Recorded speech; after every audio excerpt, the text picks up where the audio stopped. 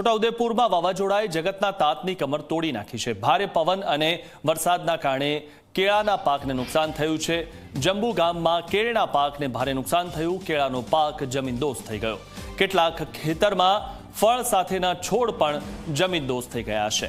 તો જે વાવાઝોડા સાથે વરસાદ વરસ્યો તેણે ખેડૂતોની આશા પર પાણી ફેરવી દીધું છે અને આજે કેળાનો ઊભો પાક હતો તે જમીનદોસ્ત થઈ ગયેલો જોવા મળી રહ્યો છે। કુદરતનો કેર કેળાનો પાક જેના કારણે વેર વિખેર થયો છે। તો તોફાની પવન અને વરસાદથી ખેડૂતો પાયમાલ થઈ ઉઠ્યા છે।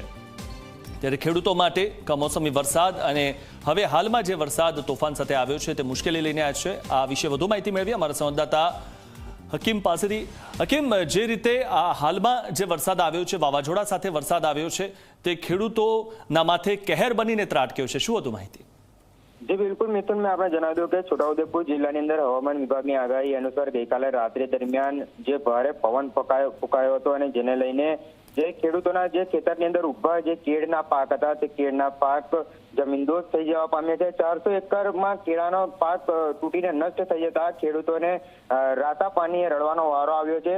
ત્યારે વહેલી તકે સર્વે થાય અને સર્વે કરી અને ખેડૂતોને વળતર ચૂકવવામાં આવે તેવી હાલ ખેડૂતો માંગ કરી રહ્યા છે।